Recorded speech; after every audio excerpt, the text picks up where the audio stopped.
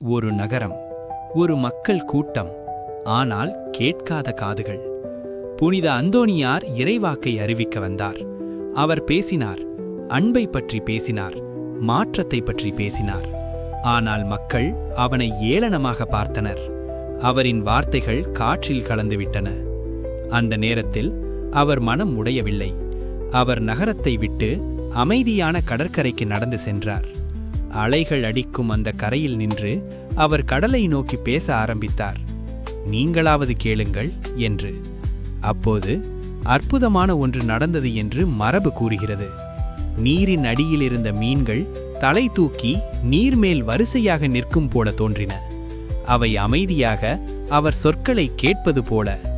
அந்த காட்சி சொல்லியது ஒன்றுதான். மனிதர்கள் கேட்க மறுத்தபோது இயற்கையே கேட்க தயாரானது. இது ஒரு அற்புதமா அல்லது விசுவாசத்தின் ஆழமா?